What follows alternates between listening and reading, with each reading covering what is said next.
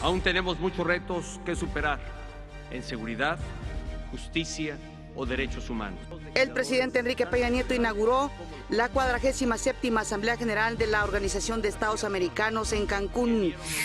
Quiero entonces retirarme en reconocimiento de que indistintamente de lo que de aquí salga, Venezuela no lo va a avalar.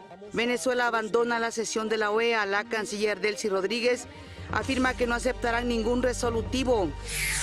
A través de una carta, la Presidencia de la República se deslinda del artículo de The New York Times que habla del presunto espionaje a defensores de derechos humanos y periodistas en México.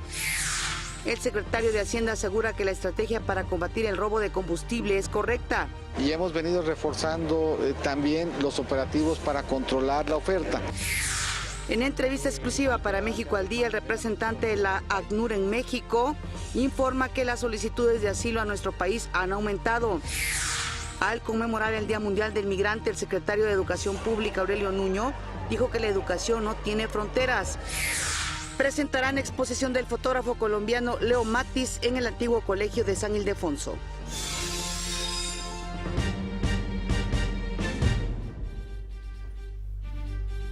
Hola, ¿qué tal? Muy buenos días. Qué gusto que nos acompañen en una edición más de México al Día. En este momento la temperatura aquí en la Ciudad de México, 14 grados centígrados. Como siempre, un saludo muy afectuoso también a quienes nos están viendo en el interior de la República Mexicana. Saludo con gusto, como cada mañana, a Omar Cepeda. Omar.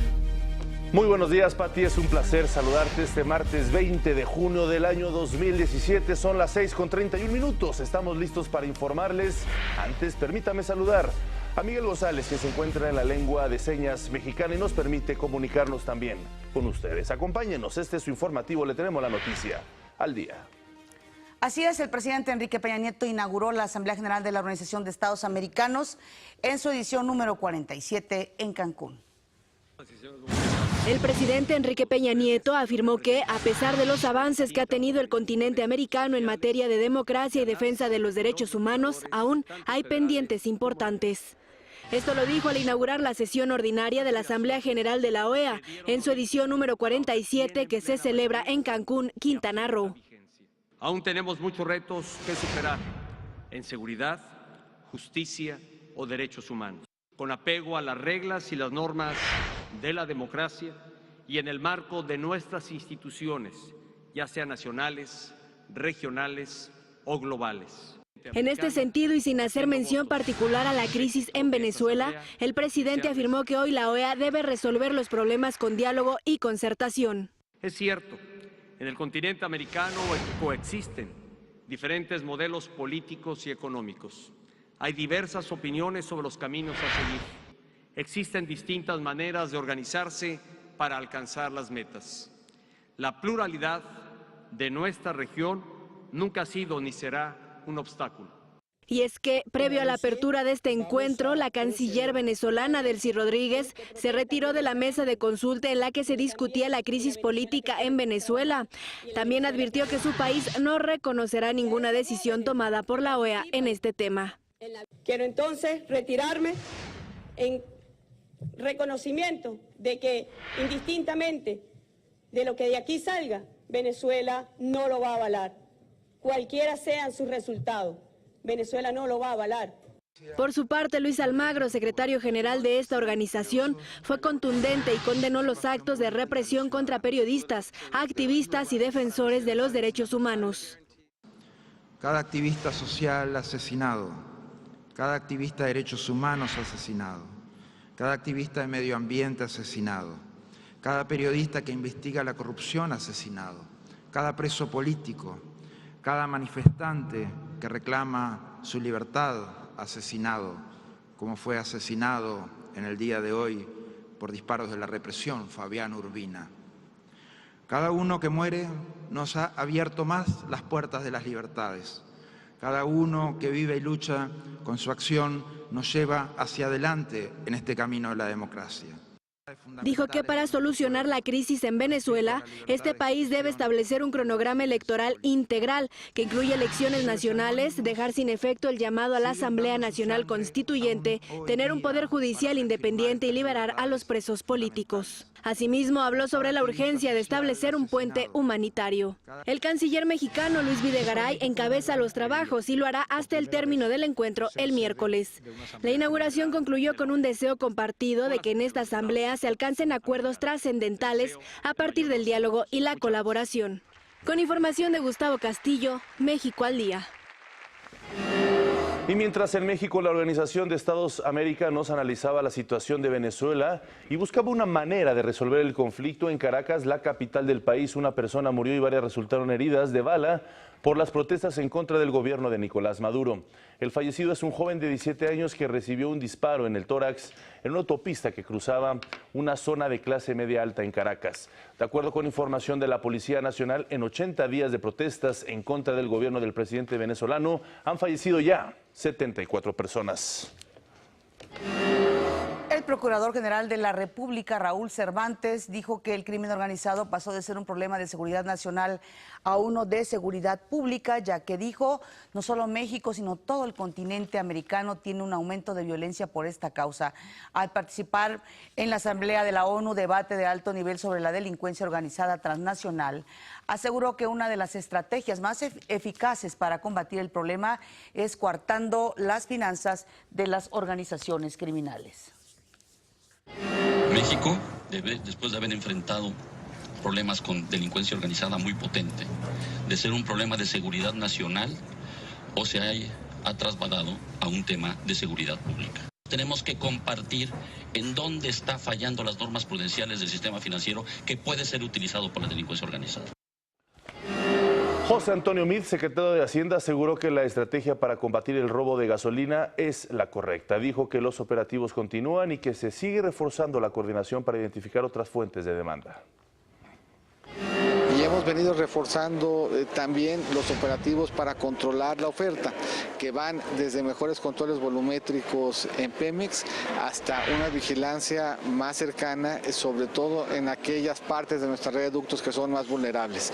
Es una estrategia que irá dando resultados en el tiempo, es un problema que es complicado, pero que los primeros datos que hemos visto en los últimos meses apuntan a que la estrategia es correcta. También reconoció que derivado de esta estrategia, el precio del combustible robado ha registrado un incremento del 30%. Los cálculos que hemos visto que han reportado pues, ubican un incremento de más o menos de 8 pesos a 11.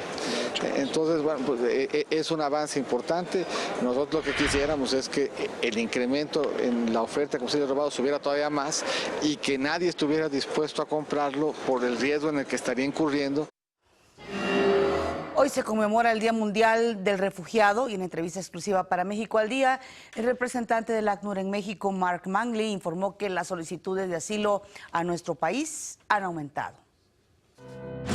En los últimos años se ha registrado un incremento significativo en el número de solicitudes de asilo que México recibe principalmente de personas y familias provenientes del norte de Centroamérica, El Salvador, Honduras y Guatemala. Entre 2011 y 2016 se ha incrementado en más de 1000% el número de personas que han solicitado la condición de refugiado en México, señala el estudio Refugiados en México de la respuesta humanitaria a la integración laboral, elaborado por la Agencia de la ONU para los Refugiados ACNUR y la Organización Internacional del Trabajo OIT.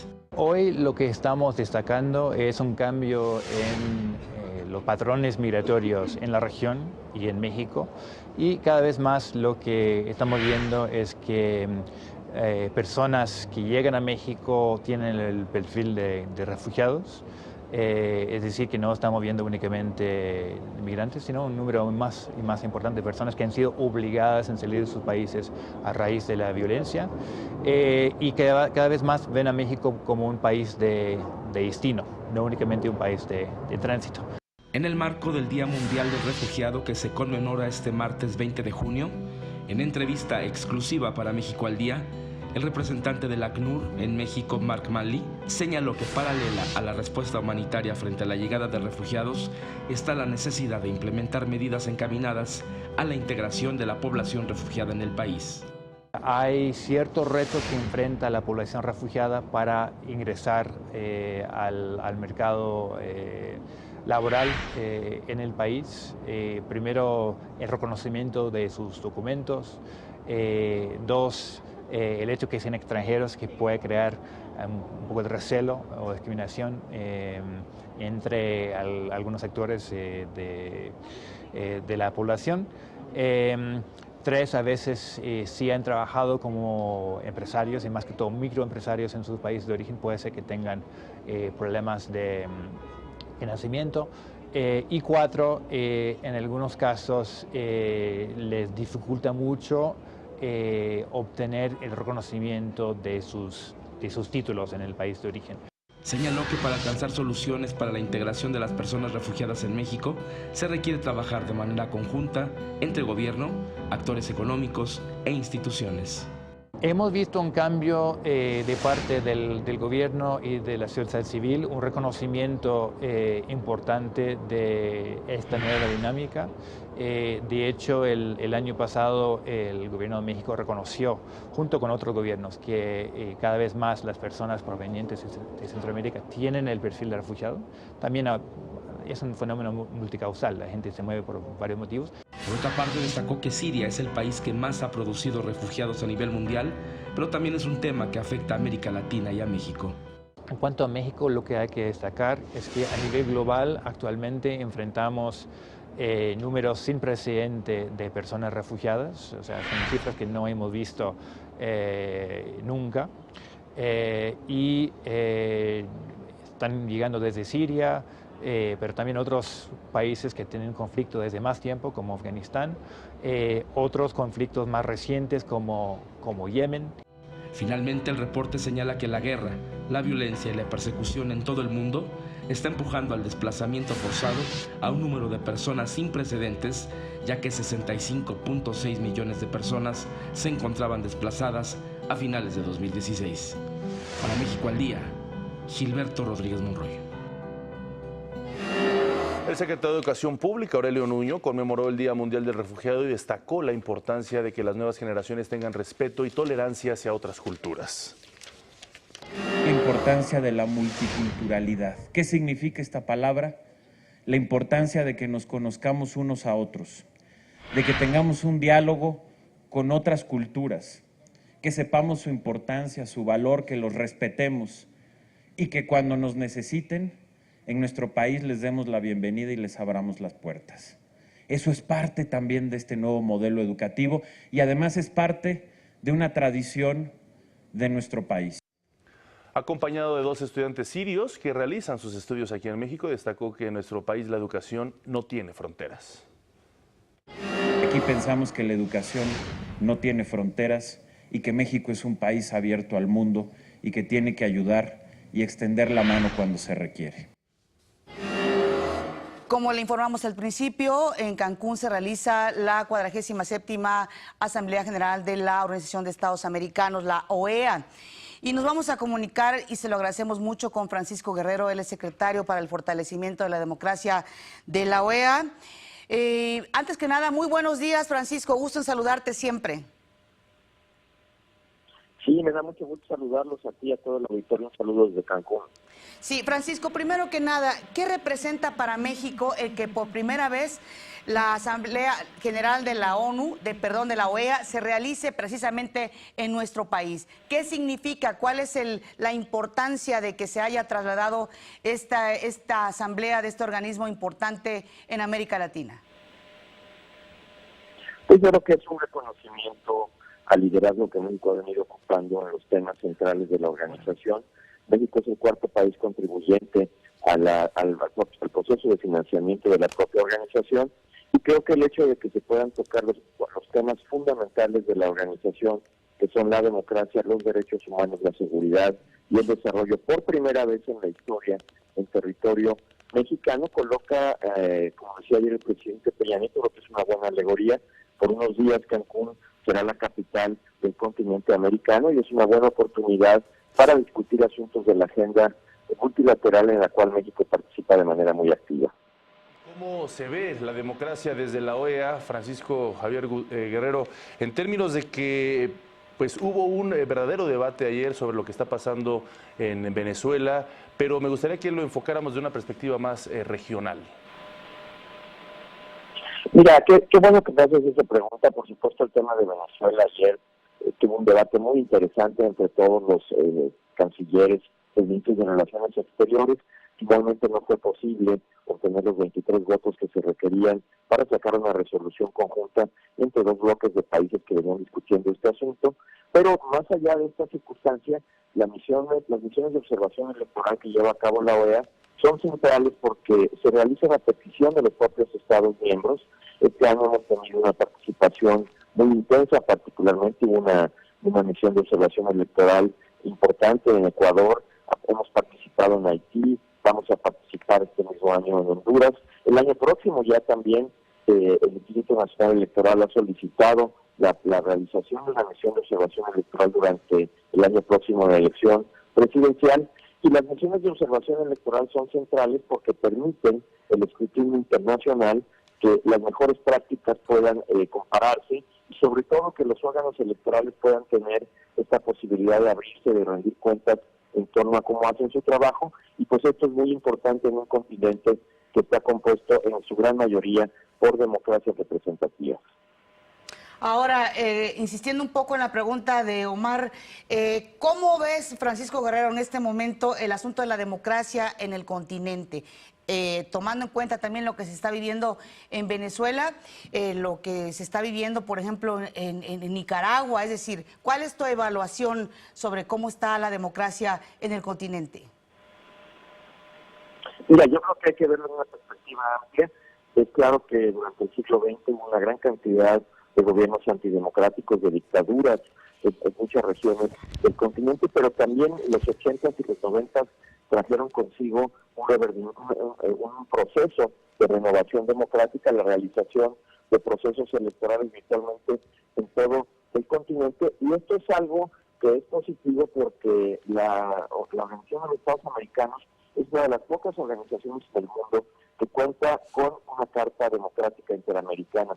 Precisamente esta carta es la que ha dado fundamento al proceso de discusión sobre lo que deben ser los principios centrales de la democracia representativa: la división de poderes, la independencia de los propios poderes también en torno a la jefatura del Estado, la libertad de expresión, el intercambio de puntos de vista que debe darse a través de los medios de comunicación, y todas estas cuestiones se ven contenidas básicamente a través de las misiones de observación que podemos llevar a cabo. Son misiones independientes que se fondean con recursos externos al país que las recibe, y obviamente se tienen muchos avances, pero también se tienen retrocesos. De hecho, todo lo que se está discutiendo en este momento en torno a Venezuela tiene que ver con esta posibilidad que se ha planteado de que la organización primero ya haya reconocido que existen violaciones graves al Estado de Derecho, pero también que se apliquen una serie de principios y de valores que deben utilizarse en cualquier democracia. Vamos a tener particularmente, y lo comparto con los amigos del auditorio, un 2018 muy intenso en materia de elecciones. Habrá renovaciones del Poder Ejecutivo federal en estados muy importantes como Brasil, como México, como Colombia, como Chile. Habrá elecciones en estos lugares, y obviamente pues la democracia es un ser vivo que va evolucionando, y sobre todo ahora con el advenimiento de las redes sociales hemos podido ver que es un espacio donde la gente participa cada vez más, la gente se expresa, y es positivo que en el marco de esta asamblea el tema de la democracia sea uno de los temas centrales. Sin duda alguna, y por supuesto se ha de alguna otra forma monopolizado el tema de Venezuela en los medios de comunicación, lo cual pues es entendible, pero también en este tipo de asambleas se revisan otros temas como lo es el medio ambiente, el empoderamiento de la mujer, el crecimiento económico, el desarrollo humano. Francisco Guerrero. Sí, efectivamente vamos a tener por primera vez en este tipo de asambleas una serie de paneles donde especialistas, donde políticos, donde activistas tienen la posibilidad de ver cuáles son las grandes tendencias que van acompañando este tipo de desarrollo, particularmente en asuntos que son centrales. Pongo solamente dos ejemplos: el rol de los jóvenes en el desarrollo, cómo enfrentan, por ejemplo, la posibilidad de tener empleo, de poderse incorporar al aparato productivo, la participación de las mujeres en un continente que, por cierto, es el continente más desigual del mundo. Todos estos asuntos es muy importante verlos en perspectiva comparada.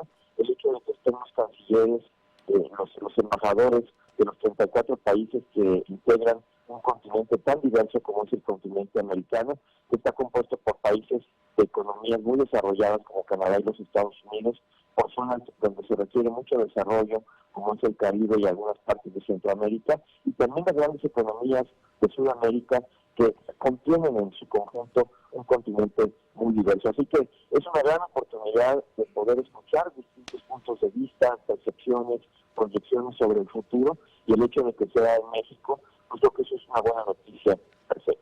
Así es, pues te agradecemos mucho, Francisco Guerrero, que haya estado con nosotros. Él es secretario para el fortalecimiento de la democracia, precisamente de la OEA, de este organismo que ahorita está celebrando su asamblea allá en Acapulco. Muchísimas gracias, muy buenos días. Al contrario, un gusto estar con ustedes. Saludos a toda la auditoría. Gracias, gracias. Y hoy continúan las actividades, por supuesto, mañana les tendremos todos los detalles. Por medio de su cuenta de Twitter, el vocero del gobierno de la República, Eduardo Sánchez, dio a conocer la carta que envió la presidencia de la República al diario estadounidense The New York Times, donde se deslinda del artículo que habla de presunto espionaje a defensores de derechos humanos y periodistas en México. El mensaje dice: como su propio texto lo señala, no hay prueba alguna de que agencias del gobierno mexicano sean responsables del supuesto espionaje descrito en su artículo. Para el gobierno de la República, así lo dice la carta, que la tiene ahí en pantalla, el respeto a la privacidad y a la protección de datos personales de todos los individuos son valores inherentes a nuestra libertad, democracia y Estado de Derecho. Por tanto, condenamos cualquier intento de vulnerar el derecho a la privacidad de cualquier persona. Se hace un llamado, continúa este comunicado que emitió ayer el gobierno de México, se hace un llamado a quienes pudieran haber sido víctimas de las acciones descritas en su artículo a que presenten su denuncia ante la Procuraduría General de la República. Y bueno, pues está firmado por Daniel Millán Valencia, él es director general de Medios Internacionales de la Presidencia de la República. Sobre este tema, los afectados, que son periodistas o defensores de derechos humanos, presentaron una denuncia ante la Fiscalía Especial para la Atención de Delitos Cometidos contra la Libertad de Expresión. Se realizó la apertura de propuestas y declaración de licitantes ganadores para los contratos de exploración y extracción de hidrocarburos en aguas someras del Golfo de México, correspondientes a la primera convocatoria de la Ronda 2. Se asignaron 10 contratos a 2 empresas agrupadas en 10 licitantes. La inversión contemplada a lo largo de la vida de los contratos entre 30 y 40 años será de $8.192 millones. Los resultados son espléndidos.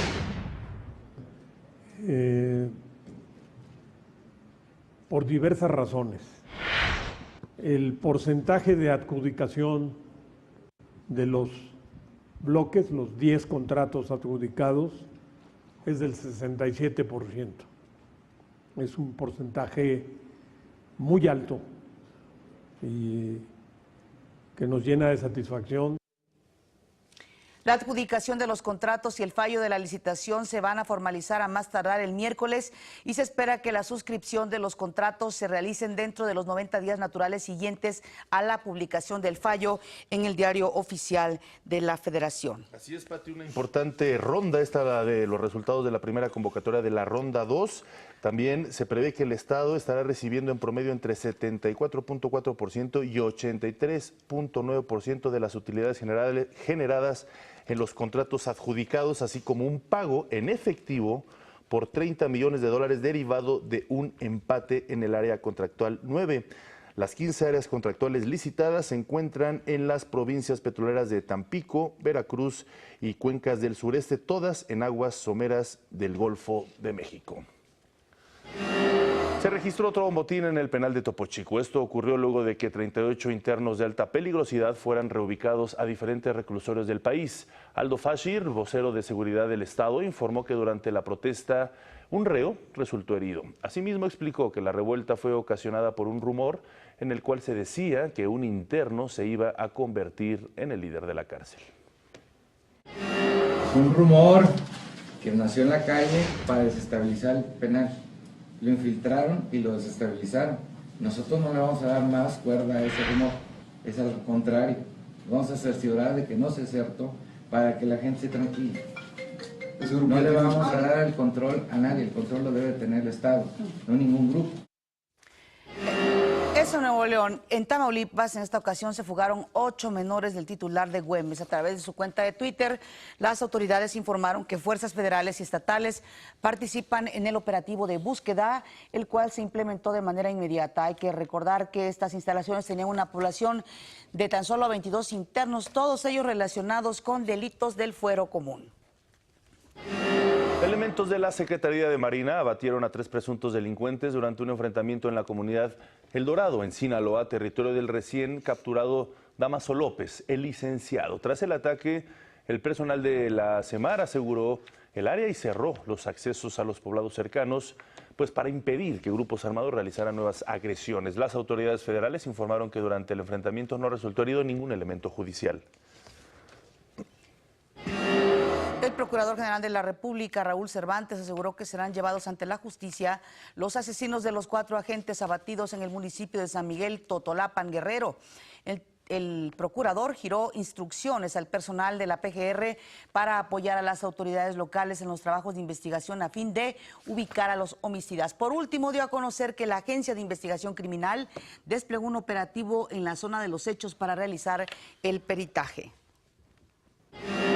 Fuerzas federales detuvieron a Abraham Cervantes, alias El Baby, presunto jefe del cártel de Tijuana que opera en Baja California Sur y quien era uno de los principales generadores de violencia en este estado. La detención se dio en un operativo vehicular en el que se detectó al líder del cártel, quien viajaba junto a una mujer. En el interior del vehículo se encontraron 2 armas largas y una corta, varias dosis de droga, dinero en efectivo y equipo de comunicación. Los detenidos fueron puestos ya a disposición de la Procuraduría General de la República en Los Cabos, Baja California Sur. Las breves del país.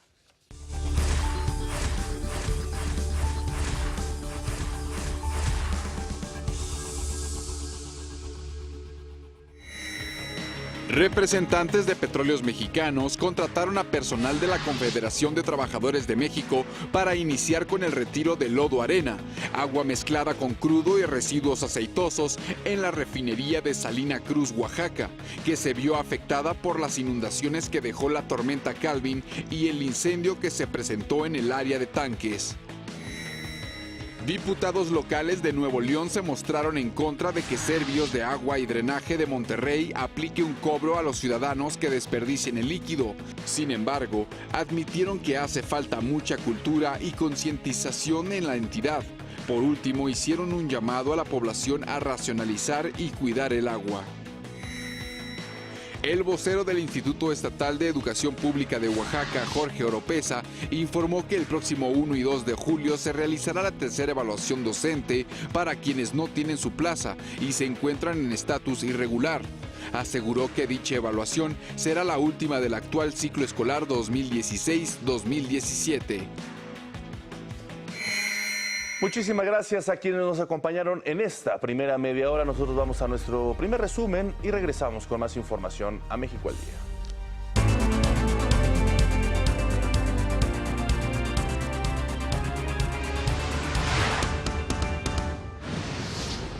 Aún tenemos muchos retos que superar en seguridad, justicia o derechos humanos. Inaugura el presidente Enrique Peña Nieto la 47 Asamblea General de la Organización de Estados Americanos en Cancún.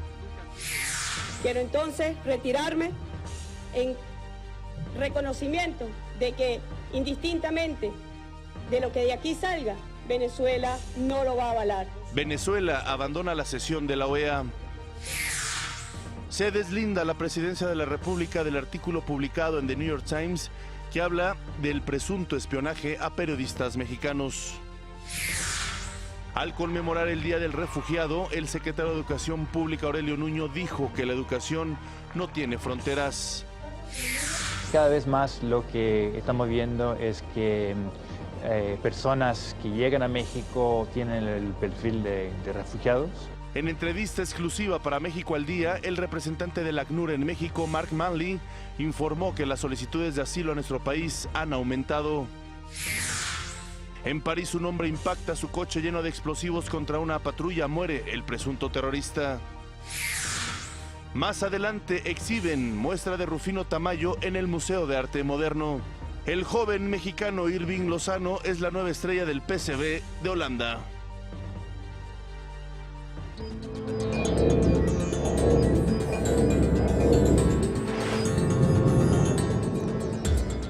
El presidente de Colombia, Juan Manuel Santos, anunció que la tercera y última fase de desarme de las Fuerzas Armadas Revolucionarias, que inicia hoy, va a terminar el 27 de junio como parte del acuerdo de paz.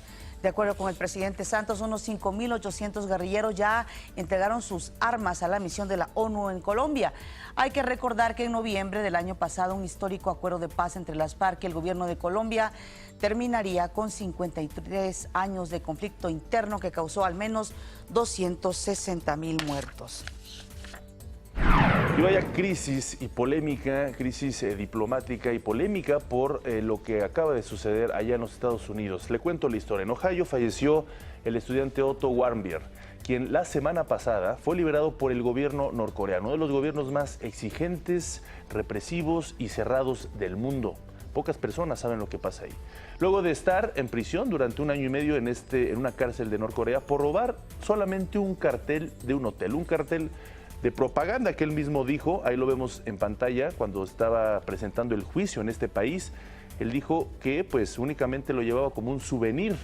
Este joven de 22 años estaba internado desde el martes pasado en el Hospital Universitario de Cincinnati por un daño neurológico grave que sufrió durante su cautiverio en Norcorea. Finalmente fue liberado de Norcorea ya cuando estaba enfermo de gravedad.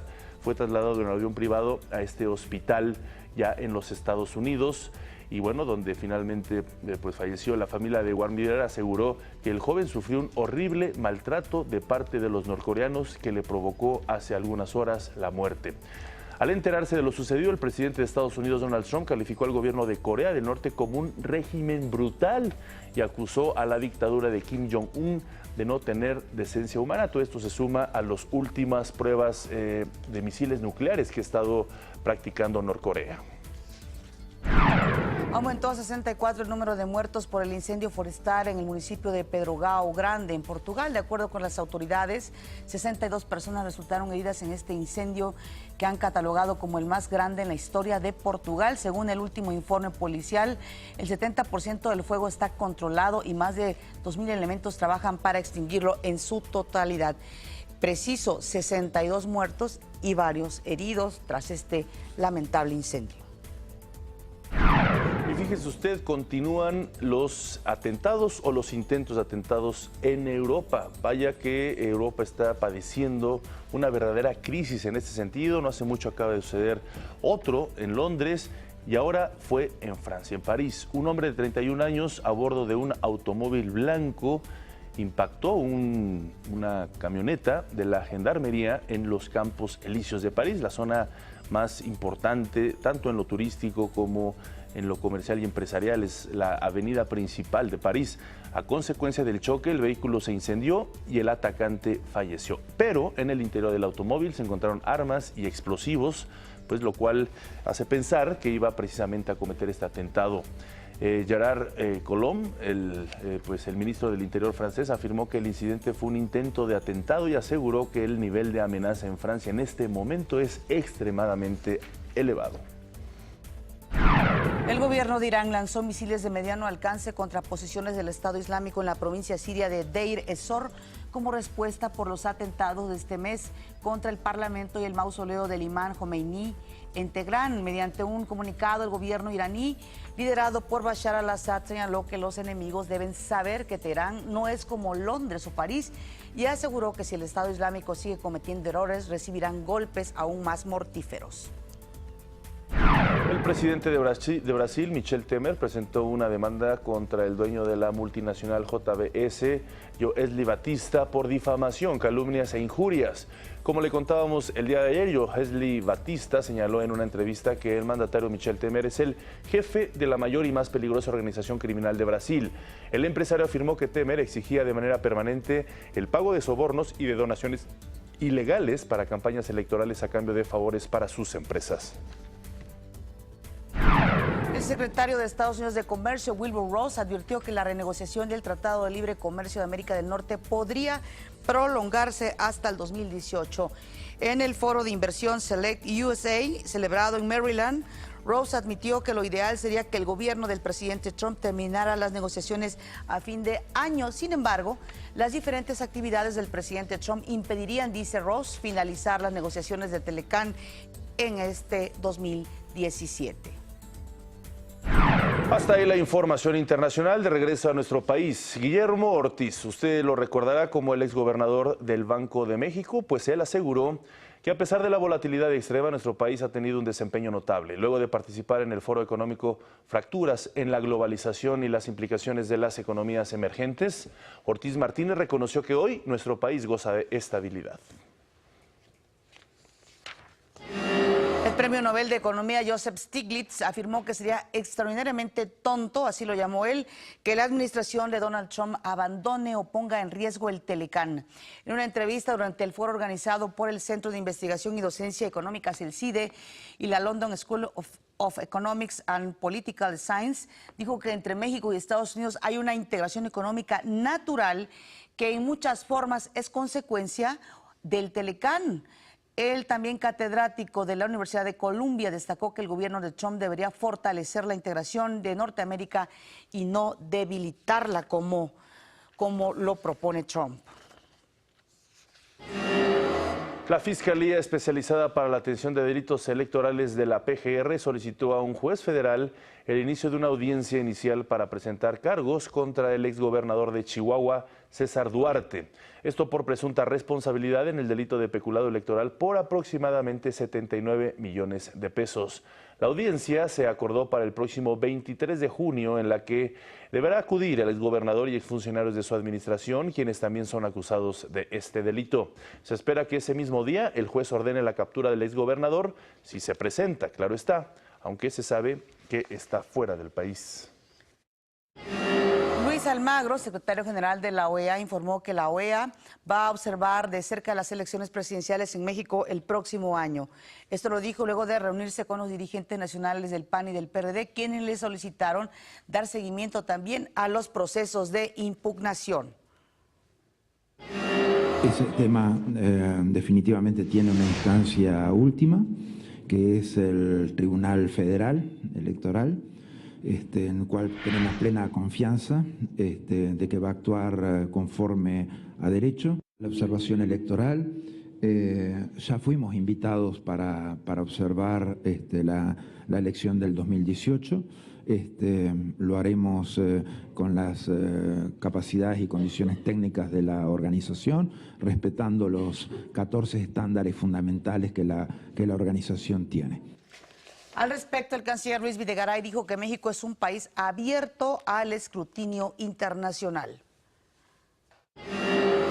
Y quiero dejar algo muy claro, el escrutinio internacional en materia electoral, en materia de derechos humanos o en cualquier otra materia, el escrutinio internacional es un instrumento en el que México cree.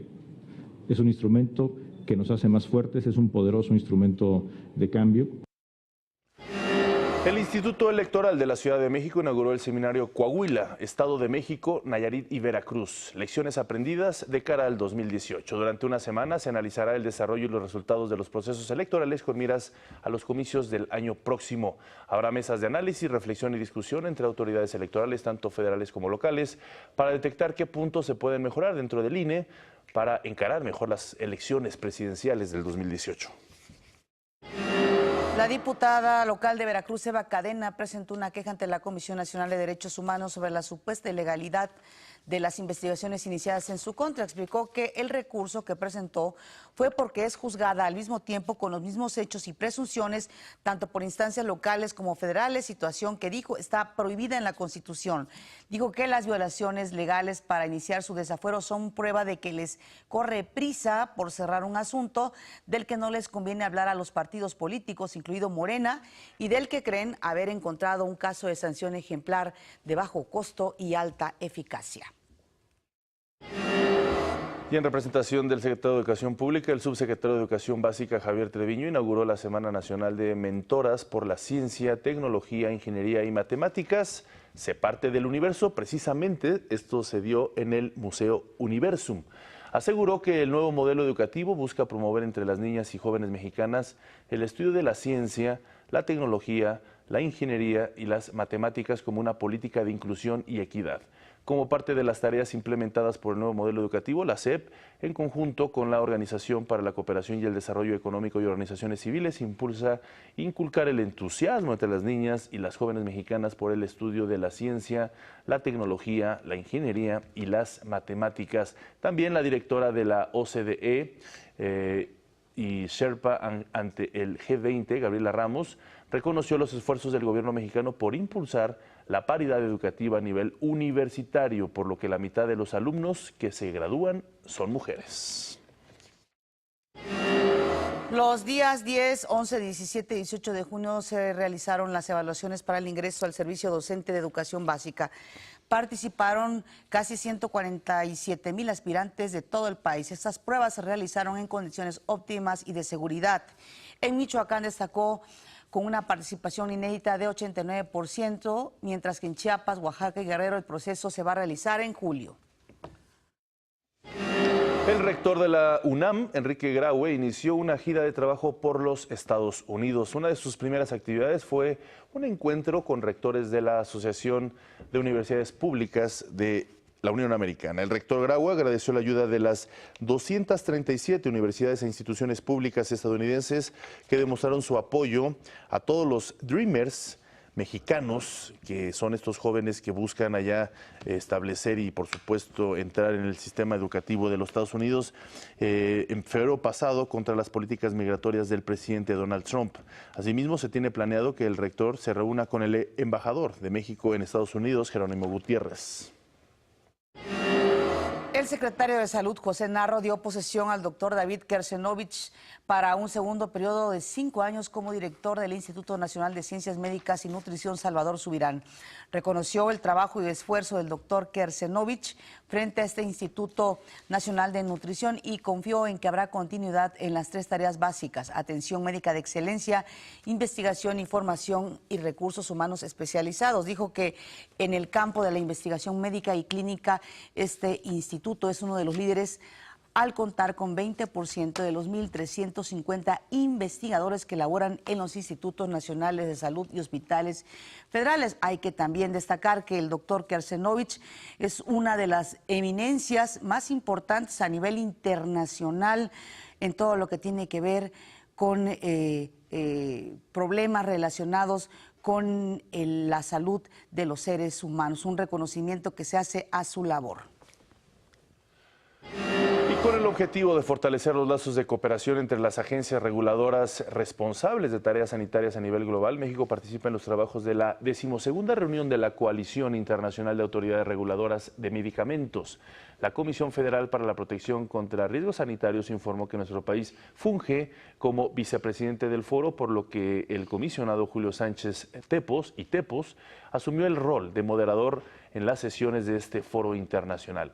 El encuentro se realiza del 19 al 21 de junio en la ciudad de Chicago, Illinois, esto en los Estados Unidos. Senadores del PAN pidieron a la Secretaría de Comunicaciones y Transportes que hagan pública la información sobre el avance de los trabajos y recursos ejercidos para la construcción del nuevo aeropuerto internacional de la Ciudad de México. En un punto de acuerdo, los senadores recordaron que el Grupo Aeroportuario de la Ciudad de México reportó que para febrero de este año se habían ejercido 115,000 millones de pesos, lo que equivale al 65% del valor total de la obra. No obstante, advirtieron que esta cifra no corresponde con el presupuesto asignado a la fecha para esta obra, cuyo costo total anunciado fue de 186,092 millones de pesos. Por su parte, la Secretaría de Turismo anunció la creación de 4 ludotecas que servirán como espacios seguros para prevenir el trabajo infantil en los estados de Guerrero y Quintana Roo. Estos espacios estarán operados por la organización Save the Children y atenderán a un total de 1,000 niños y niñas como parte del Plan de Acción Turismo Libre de Trabajo Infantil 2017. Esperamos que esta conciencia sobre la importancia de pues de permitir a nuestros niños, niñas y adolescentes el disfrutar de su infancia, de su adolescencia, esa conciencia vaya creciendo, porque esto es fundamental para que se haga una práctica común el que los niños se dediquen a lo que tienen que hacer, que es jugar y que es prepararse. Por parte del gobierno federal fue entregado el distintivo México sin trabajo infantil, que sirve para motivar y seguir trabajando en la erradicación del trabajo en los más de 2.5 millones de niños y niñas que actualmente viven en nuestro país. Es un distintivo que pretende precisamente reconocer los esfuerzos que organizaciones del sector público, del sector privado, del sector social realizan en materia de prevención y erradicación del trabajo infantil y protección de adolescentes trabajadores en edad permitida. Es tiempo de un respiro y de un momento de reflexión. Ya está lista Cris Pando y su Sembrarte.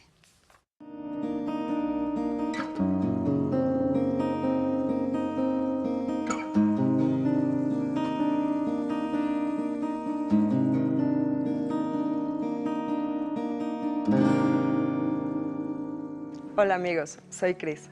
Uno de los retos más difíciles para los padres actuales es cómo motivar a los niños, pero es todavía más complicado motivar a los adolescentes a cumplir con las responsabilidades que les asignamos en el hogar y que deban ir asumiendo en la sociedad durante su camino a ser adulto. Un adolescente quiere que lo traten como un adulto. Mostrar el respeto por ellos es la clave para construir una relación de confianza entre padres e hijos adolescentes. A veces carecen de motivación, porque no ven una conexión entre el trabajo que se les pide que hagan y sus intereses y metas. Intentar vincular distintas asignaturas con futuros puestos de trabajo o estudios universitarios. Tenemos que conversar con el adolescente para ayudarle a identificar cuáles son los campos que más le interesen. Los padres debemos alentar a los adolescentes a comprender que la libertad y el poder conllevan responsabilidades. Si un adolescente quiere tomar decisiones independientes, entonces tendrá que asumir la responsabilidad de las consecuencias derivadas de sus decisiones. Las personas que tienen metas están muy motivadas porque saben lo que quieren y trabajan para lograr sus objetivos. La mayoría de los adolescentes, en cambio, todavía no saben lo que quieren ser. Están explorando y tratando de encontrar sus valores, creencias y sus trayectorias futuras. Los padres tenemos que hablar con nuestros hijos acerca de las cosas con las que disfrutan ahora y guiarlos para que encuentren lo que creen acerca de su vida y establezcan nuevos objetivos apropiados que estén relacionados con sus pasiones. Unos estándares altos llevan a un alto rendimiento. Si los padres establecen unos objetivos y expectativas claros para sus adolescentes y les apoyan para lograr sus objetivos, el adolescente tendrá éxito. Este éxito motiva a los adolescentes a sentirse llenos y hacerlo aún mejor.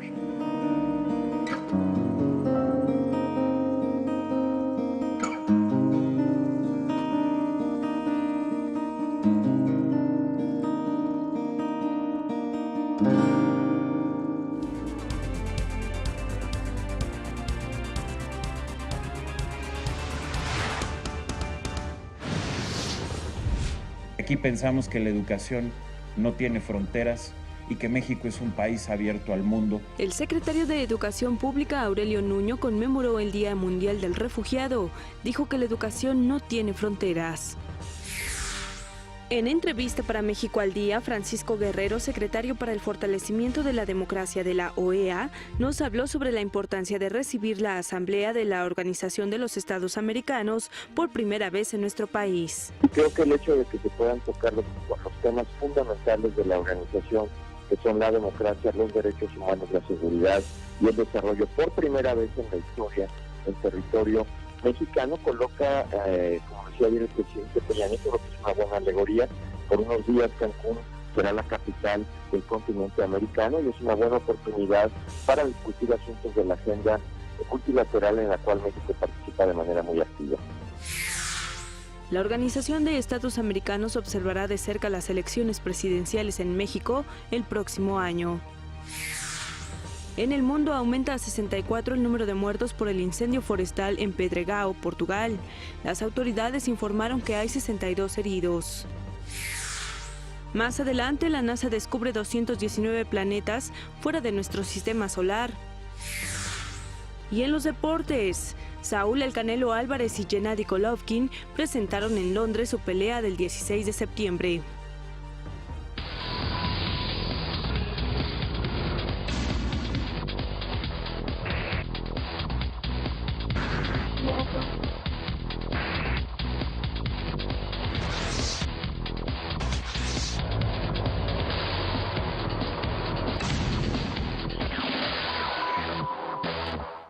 Y de este mundo real nos vamos al mundo virtual.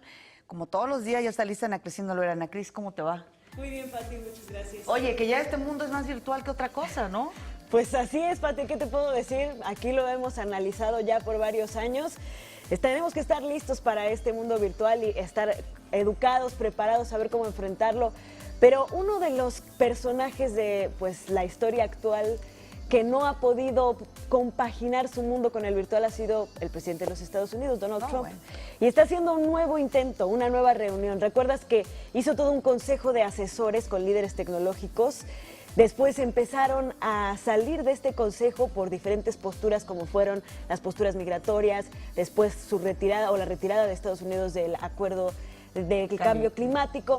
Y ahora, apoyándose en Jared Kushner, su yerno y asesor, pues intenta hacer un nuevo acercamiento a algo que se llama el Consejo Tecnológico Americano, que empezó ayer y que pretende durar toda esta semana, discutiendo diferentes temas con los líderes tecnológicos. A ver, ¿de qué se trata, Anita? Pues te comento que minutos antes de iniciar este encuentro, que fue, por supuesto, en la Casa Blanca con grandes líderes del sector tecnológico de Estados Unidos, Jared Kushner, el yerno y el asesor de Donald Trump, ofreció un breve discurso ante los medios y destacó que el principal objetivo de este Consejo Tecnológico Americano es mejorar la vida cotidiana de los ciudadanos.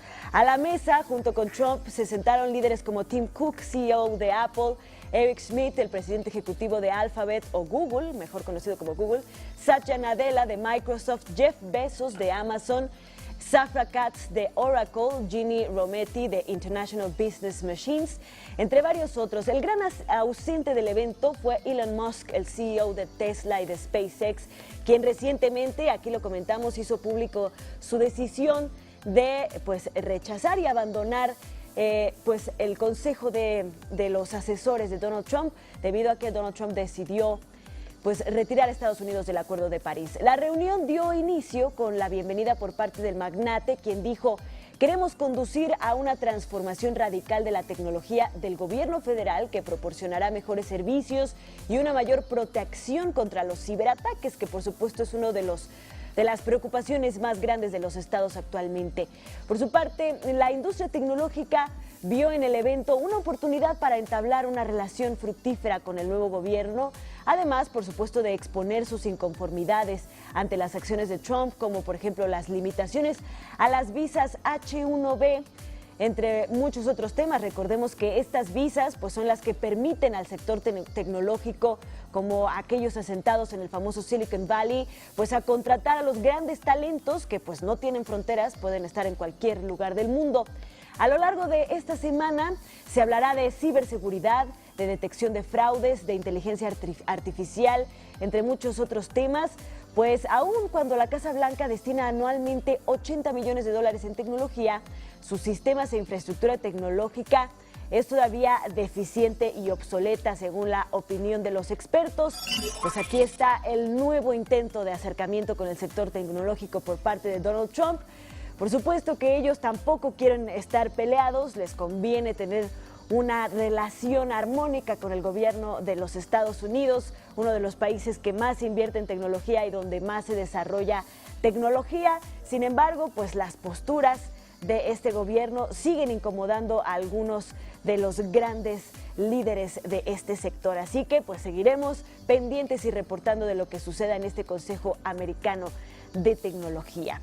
Y bueno, sigue la polémica entre qué tanto deben las redes sociales controlar los contenidos que ahí se propagan, qué tanto debe haber injerencia de los gobiernos, cuán filtrados deben estar estos contenidos, y vaya que es una polémica y vaya que hay discusión al respecto. Ahora, una decisión que ha sido duramente criticada, y es que aun cuando las redes sociales se han convertido como lo hemos comentado aquí, en una de las herramientas favoritas a la que recurren agresores sexuales para captar a sus víctimas, a la que recurren también los grupos extremistas para reclutar gente.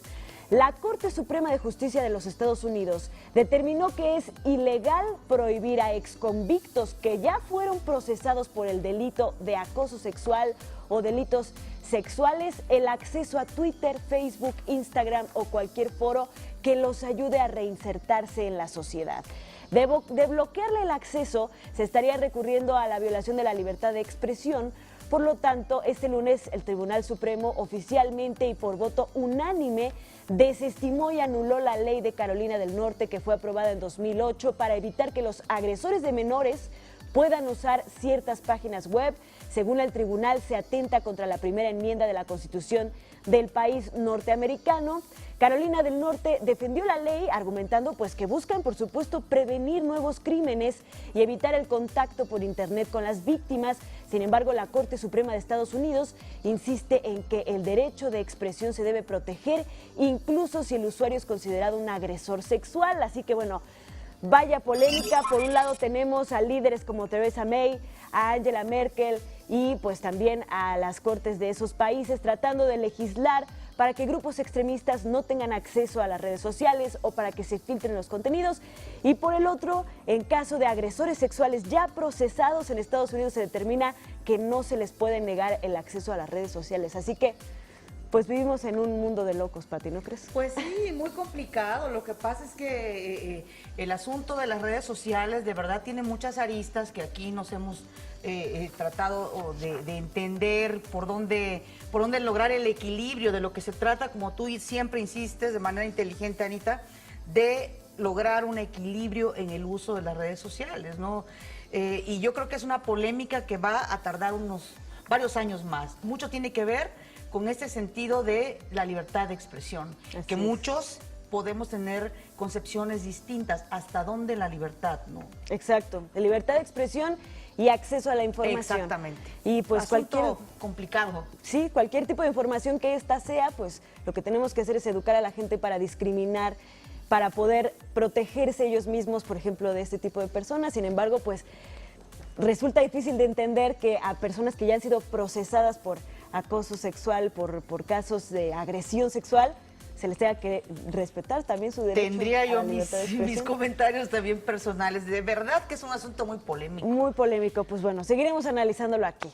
Perfecto, Anita. Y bueno, vámonos ahora hasta el espacio, porque en el marco de la conferencia Fourth Kepler and K2 Science, que se lleva a cabo esta semana en el Centro de Investigación Ames de la NASA, que está ubicado precisamente en Silicon Valley, California, la Agencia Espacial Estadounidense informó sobre el descubrimiento de por lo menos 219 nuevos exoplanetas, es decir, planetas que se encuentran fuera de nuestro sistema solar.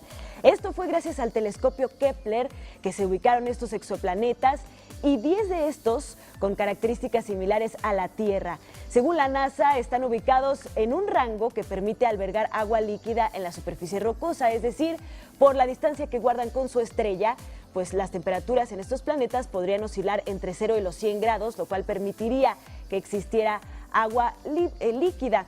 Desde su lanzamiento en 2009 al espacio, el telescopio Kepler ha logrado detectar más de 4.000 candidatos planetarios, de los cuales 2.335 son exoplanetas. Los datos obtenidos por Kepler ayudarán al estudio y programación de nuevas misiones determinando nuevas poblaciones planetarias, desde exoplanetas del tamaño de la Tierra hasta gigantes del tamaño de Júpiter, y esto por supuesto pues emociona a todos y sobre todo a los científicos que siguen buscando muchos datos que nos entrega el espacio, como son cuál puede ser el origen de nuestro planeta y cuándo lograremos encontrar. Ya no es cuestión de si encontraremos o no, sino cuándo encontraremos un planeta que sea similar al nuestro. Así que esta es la información de Ciencia, Tecnología y Redes de hoy. Muchas gracias, Anita.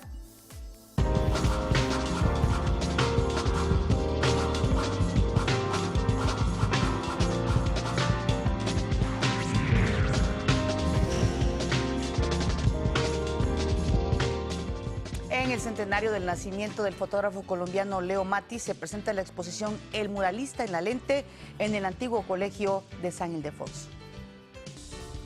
Integrada por 81 fotografías, además de dibujos, caricaturas y notas periodísticas, la muestra aborda las aportaciones de la fotografía de Leo Matiz a la pintura mural mexicana. Él sabía que iba a llegar a México y que México iba a triunfar, que México le iba a ir bien. Estaba enloquecido con México y realmente así fue. Lo sedujo toda esta parte precolombina de México, la luz de México, su gente, sus campesinos, sus indígenas. En México, el artista colombiano convivió con los muralistas Diego Rivera, David Alfaro Siqueiros y José Clemente Orozco, con quien entabló una relación de mutua admiración y amistad. La relación con Orozco fue una relación cercana, de mutuo respeto. Yo creo que allí esas afinidades a través de la pintura, esas afinidades a través de la caricatura, y yo creo que esos fueron puentes que le permitieron a ambos construir esa amistad. En los años 40 se relacionó con grandes personalidades de la época de oro del cine nacional, como María Félix, Dolores del Río y Gabriel Figueroa, quien fue decisivo en su formación como fotógrafo. El magisterio de Gabriel Figueroa en ese momento, como uno de los grandes directores de la fotografía del cine mexicano, fue decisivo para Matiz en el aprendizaje de cómo se narra en el estilo, en la narración por secuencia, en sintetizar a través de 14 o 15 imágenes, sintetizar un tema.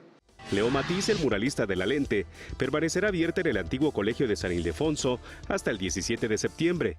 Tenemos una serie de eventos en el mundo para el centenario de Leo Matiz, pero realmente esta exposición y la de Bellas Artes consideramos que son las más importantes por tratarse de México.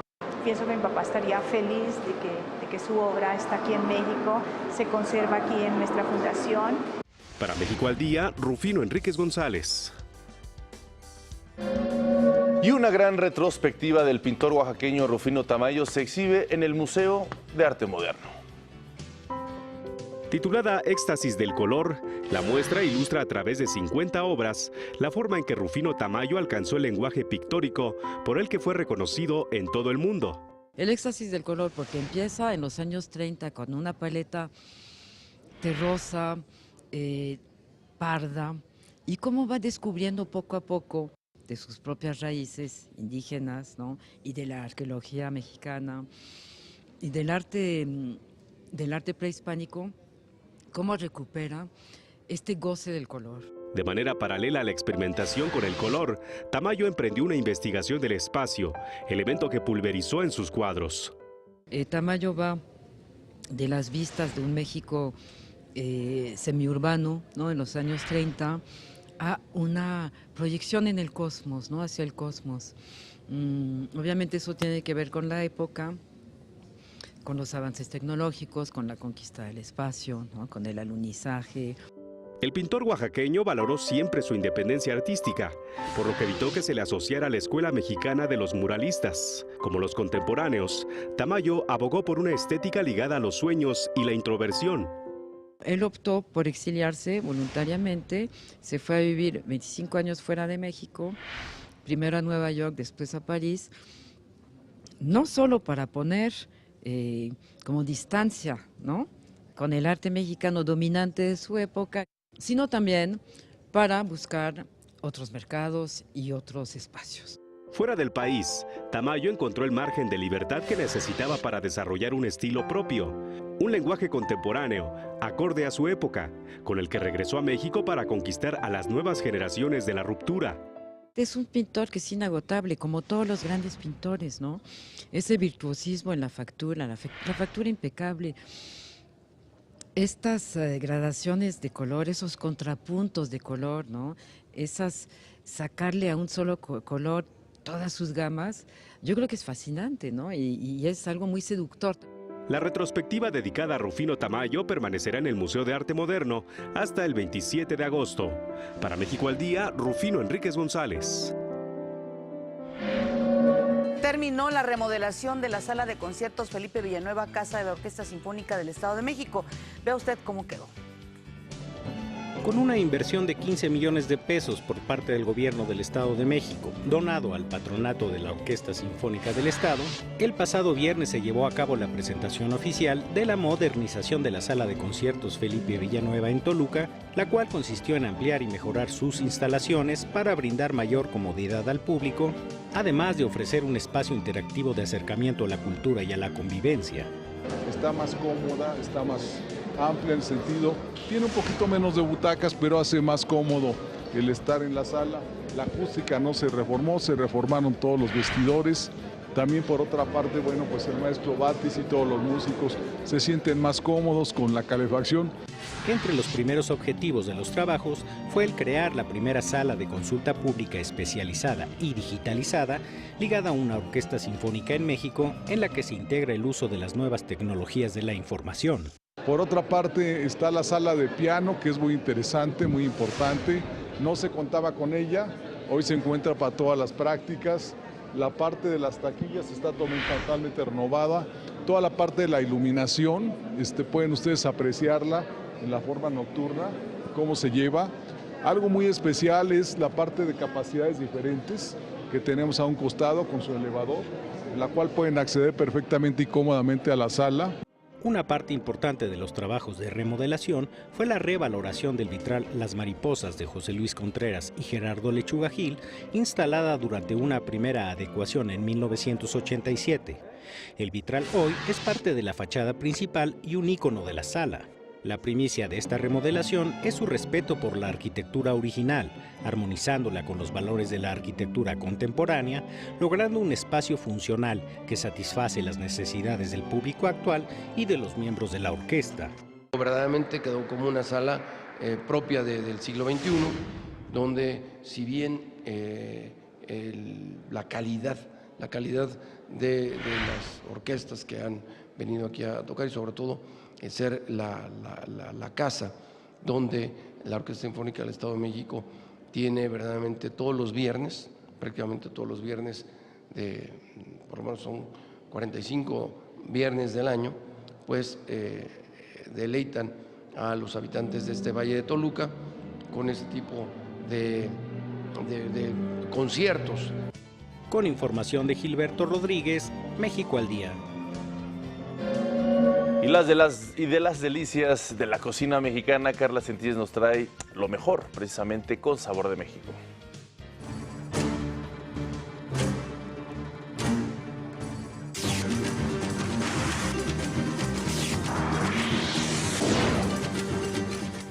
Buenos días, soy Carla Sentíes. Bienvenidos a Sabor de México. Junto con sus delicados sabores, vistosos colores y aromáticas fragancias que se deleitan en cada platillo de todas las regiones del país, la gastronomía mexicana también ha aportado una larga lista de bebidas que son la pareja ideal de un sinnúmero de preparaciones.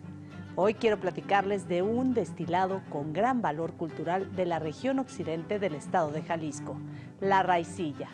Aunque se trata de un producto muy similar al tequila o al mezcal, es una de las bebidas alcohólicas menos conocidas de las que se hacen en nuestro país. Sin embargo, por su historia y antigüedad, bien podría ser el hermano mayor del mundialmente famoso tequila, ya que la raicilla se elabora y consume desde tiempos de la colonia, en el siglo XVII, pues era una bebida muy demandada por los mineros que trabajaban en los pueblos en las montañas de la Sierra Madre Occidental de Jalisco. Aunque se trata de un mezcal, en esa época fue rebautizado como raicilla para evitar impuestos y restricciones establecidas por el gobierno colonial. Para su elaboración se emplean los siguientes agaves: Maximiliana, Inaequidens y Valenciana en las regiones serranas, y las variedades Angustifolia y Rodacanta en las zonas costeras. De acuerdo con los conocedores, el sabor varía de un lugar a otro. Si es de la sierra, tiene tonos cítricos, a madera, tierra mojada, pimientas y hierbas, mientras que los de la costa incluyen tonos de frutas tropicales, minerales, pimienta blanca y humo. Según datos del Consejo Mexicano Promotor de la Raicilla, que busca obtener una denominación de origen para este producto, la producción de raicilla es de alrededor de 100,000 litros anuales y se elabora en las siguientes presentaciones: blanco, cuando no se ha añejado en barricas de roble; joven, con menos de un año en barricas de roble; reposado, con una estancia de entre 1 y 2 años en barricas de roble. Añejo, con más de 2 años en barricas de roble. A quienes no conozcan este destilado, los invito a probarlo siempre con moderación y responsabilidad, pues es parte de nuestra historia y cultura gastronómica. Si quieren descubrir más de la vasta cocina mexicana, visiten mi página web saborearte.com.mx y síganme como Saborearte en redes sociales. Nos vemos la próxima semana aquí en Sabor de México. Gracias. Bueno, y vamos al resumen.